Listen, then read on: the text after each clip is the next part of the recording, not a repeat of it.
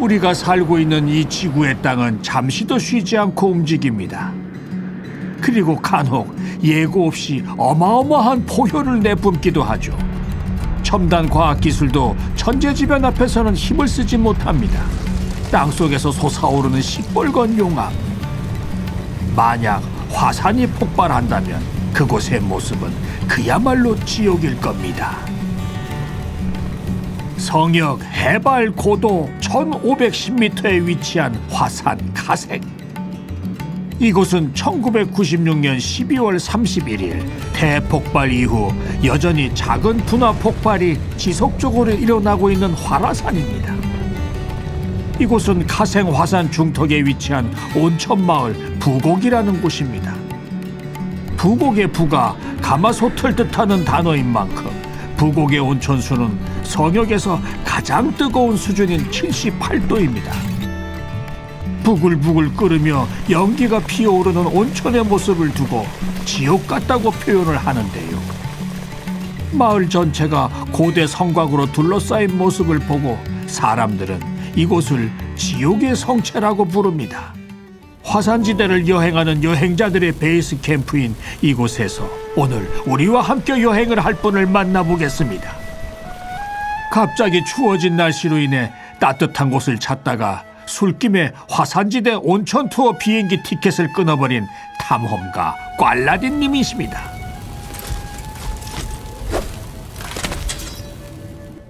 술이 덜 깬 걸까요? 이 더운 온천 마을에 두꺼운 패딩을 입고 왔네요. 이번 여행은 춥지만 핫한 여행이 될 것 같네요. 자, 그럼 여행을 떠나볼까요?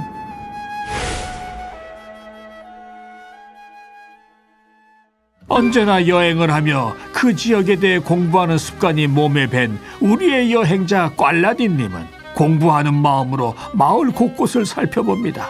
아직까지 화산이 활동하는 활화산 중턱에 위치한 위험한 마을이지만 이곳에서는 화산을 연구하며 살아가는 소수의 마을 사람들을 만날 수 있었습니다. 하하, 이곳에도 디아복스가 입점했네요. 무더운 온천 지역답게 시원한 메뉴 위주로 팔고 있습니다. 술이 덜 깬 우리의 꽐라딘은 해장을 위해 견디셔 한 잔과 살얼음 동동 띄운 식혜를 고릅니다. 역시 온천 여행에서 빼놓을 수 없는 음료 중 하나죠. 마을 곳곳을 둘러보던 꽐라딘은 자신과 비슷한 처지의 한 남자를 만나게 됩니다. 두꺼운 패딩으로 무장한 T씨는 경기도 고양시에서 오신 화산연구원입니다. 같은 브랜드의 패딩을 입은 것을 인연으로 두 사람은 친구가 되었습니다. 커비가 날아가는 듯한 가벼움을 보여주는 2021년 한정판으로 제작된 초경량 패딩은 리셀가가 300만 원에 육박하는 제품이었죠. 다운 압축 기술로 가볍고 따뜻하게 티리얼이 선택한 초경량 롱 패딩 하로가스 페이스. 본격적으로 여행을 떠나기 전에 잠시 벽난로를 바라보며 아까산 식혜를 한 잔 마셔봅니다.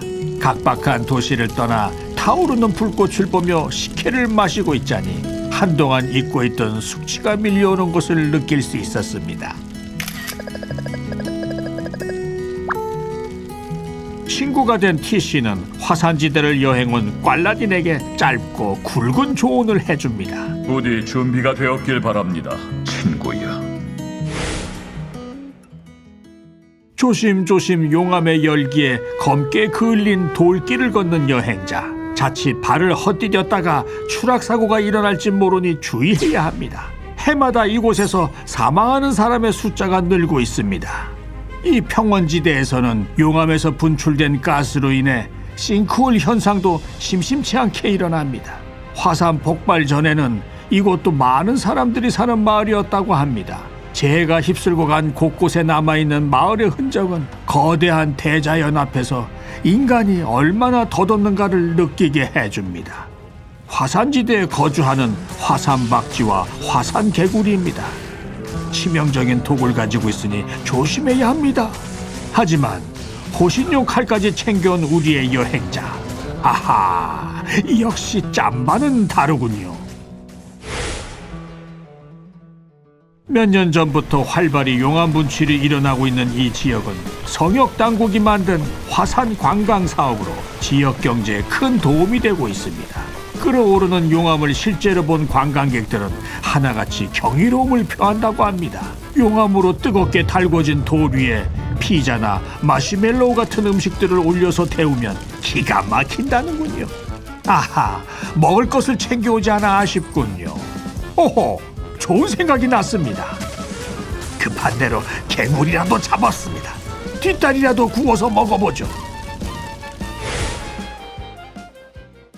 1박 2일간의 짧은 여행을 마친 우리 여행자는 타오르는 불꽃을 바라보며 아쉬움을 달래고 있습니다. 이번 여행은 평소에 비해 사건 사고가 없어서 다행이지만 한편으론 그래서 추억할 거리가 없는 것 같기도 하고 어쩐지 허전함이 가시지 않네요. 바로 그때 사건이 일어났습니다. 불현듯 울려대기 시작한 경보 소리.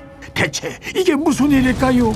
연구원 티리엘 씨 말에 의하면 한때 이곳 주민이던 디아블로라는 청년이 술에 취해 화산에 갇혀서 못 내려오고 있다고 하네요. 우리의 여행자 꽐라딘은 고민에 빠졌습니다. 자신도 술에 취해 이곳에 왔고 덕분에 좋은 친구들을 사귈 수 있었죠.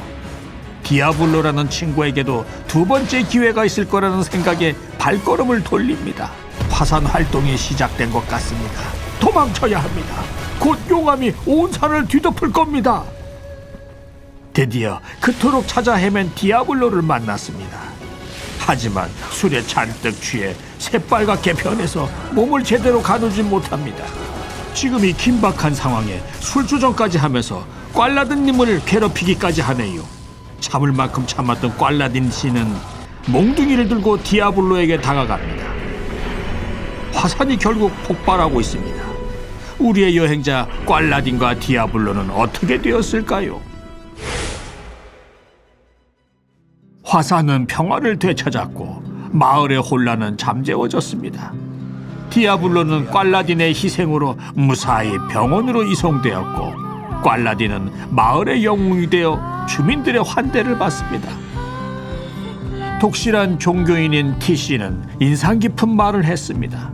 어쩌면 이 지진은 신이 인간에게 보내는 경고일지도 모른다고요.